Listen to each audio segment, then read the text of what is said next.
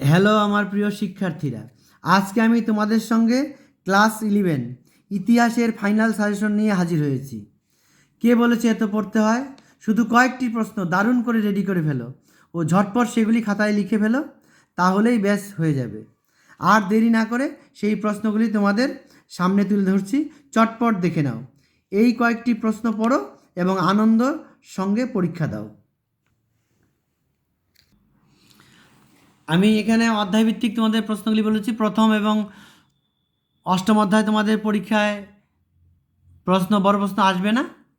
এবার যে অধ্যায়গুলি থেকে বেশি প্রশ্ন পড়তে হবে সেগুলি দেখো স্টার দেওয়া আছে, যেগুলি 3টি করে স্টার দেওয়া আছে সেগুলিকে অত্যন্ত ভালো করে রেডি করবে, আর 2টি স্টার যেগুলো দেওয়া আছে এগুলো একটু দেখে যাবে। তাহলে আমি এক এক অধ্যায়ের প্রশ্নগুলি বলছি, তোমরা শুনে নাও এবং এগুলিকে চটপট তোমরা খাতায় লিখে রেডি করে ফেলো, তাহলে ব্যাস পরীক্ষা হলে কোনো অসুবিধা হবে না তোমাদের। 1 নম্বর প্রশ্ন, দ্বিতীয় অধ্যায় থেকে 4টি নদীকেন্দ্রিক সভ্যতার নাম লেখো। এই সভ্যতাগুলি নদী তীরবর্তী অঞ্চলে কেন গড়ে উঠেছে, এই প্রশ্নটি ভালো করে পড়বে। 2 নম্বর, হরপ্পা সভ্যতার নগর পরিকল্পনায় পরিচয় দাও, অথবা এটি সিন্ধু সভ্যতার পরিচয় দাও, এভাবে আসতে পারে। এই সভ্যতার পতন কেন হয়? এই 2টি প্রশ্ন এই অধ্যায় থেকে খুব ভালো করে পড়বে।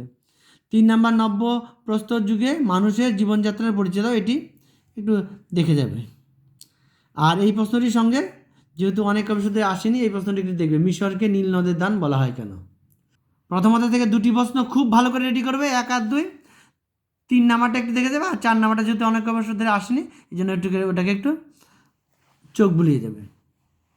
এবার তৃতীয় অধ্যায় থেকে আমি মাত্র 2টি প্রশ্ন বলবো, এই 2টি প্রশ্নই খুব ভালো করে রেডি করবে। 1 নাম্বার হলো পুলিশের বৈশিষ্ট্য লেখা পতনের, আর পুলিশের পতনের কারণগুলি আলোচনা করো। আরেকটি প্রশ্ন হলো গ্রীসের নগরাষ্ট্র গ্রীসের নগরাষ্ট্র বা পুলিশগুলির উদ্ভবের কারণ লেখো। তাহলে পুলিশের এই প্রশ্নটি খুব ভালো করে পড়বে। আর এটা যদি না আসে তাহলে এই প্রশ্নটা আসবে, সাম্রাজ্য কাকে বলে? মৌর্য সাম্রাজ্যের মেসিডোনিয়া সাম্রাজ্যের তুলনামূলক আলোচনা করো। এই 2টির মধ্যে একটি প্রশ্ন তোমাদের অবশ্যই আসবে। আমার দিক দিয়ে চান্স বেশি হলো এই প্রশ্নটা, পুলিশের বৈশিষ্ট্য বা গ্রীসের নগর রাষ্ট্র, এইটি খুব ভালো করে রেডি করবে। এবার চতুর্থ অধ্যায় থেকে যে প্রশ্নগুলি ভালো করে পড়বে, কৌটিল্যের অর্থশাস্ত্র ও জিয়াউদ্দিন বারুনির ফতোয়া ই জাহানদারিতে রাষ্ট্র ব্যবস্থা সম্পর্কে আলোচনা করো। পরের প্রশ্ন, পারস্যের খত্রব ও চীনের ম্যান্ডারিনের বিবরণ দাও। এই প্রশ্নটিও দরকারি, কিন্তু অত্যন্ত দরকারি প্রশ্নটি ভালো করে পড়বে। অর্থশাস্ত্রে কৌটিল্যের রাষ্ট্রনীতি সম্পর্কে যে আলোচনা করা হয়েছে তার ব্যাখ্যা করো। ইংল্যান্ডের নতুন রাজতন্ত্র ও টমাস ক্রমওয়েলের অবদান লেখো। তাহলে এখান থেকে এই 2 নম্বর প্রশ্নটি একটু ভালো করে পড়বে, আর এই 2টি প্রশ্ন একটু দেখে যাবে, তাহলেই হয়ে যাবে। এবার পঞ্চম অধ্যায় থেকে যে প্রশ্নটি অত্যন্ত ভালো করে পড়বে সেটি হলো প্রাচীন রোম ও প্রাচীন ভারতের দাস ব্যবস্থার তুলনামূলক আলোচনা করো। এই প্রশ্নটি হয়তো প্রশ্ন করলে তোমরা পেয়ে যাবে। পরের প্রশ্ন, ভারতীয় উপমহাদেশে অর্থনীতিতে ইন্দো ইউরোপীয় বাণিজ্যের প্রভাব আলোচনা করো। এই প্রশ্নটি একটু দেখে যাও, আর এই প্রশ্নটি ভালো করে পড়বে। মধ্যযুগে ইউরোপের সামন্ততান্ত্রিক অর্থনীতির ম্যানর প্রথা আর এখানে প্রাচীন রোম ও প্রাচীন ভারতের দাস ব্যবস্থা। এই 2টি প্রশ্ন খুব চান্স আছে, এই 2টির মধ্যে একটি প্রশ্ন অবশ্যই আসবে, তোমরা সেইভাবে রেডি করবে।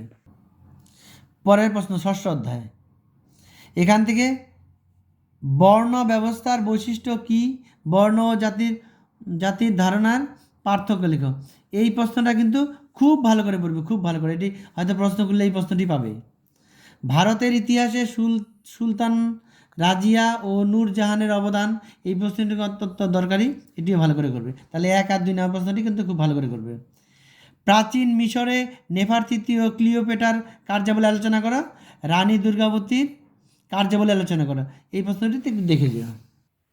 এরপরে শেষ অধ্যায়, সপ্তম অধ্যায়, আকবরের দিন ইলাহি সম্পর্কে বিশদ আলোচনা করো। এই প্রশ্নটি মোটামুটি পড়ো। ইউরোপের ধর্ম সংস্কার আন্দোলনের কারণগুলো আলোচনা করে, এই প্রশ্নটি খুব ভালো করে পড়বে।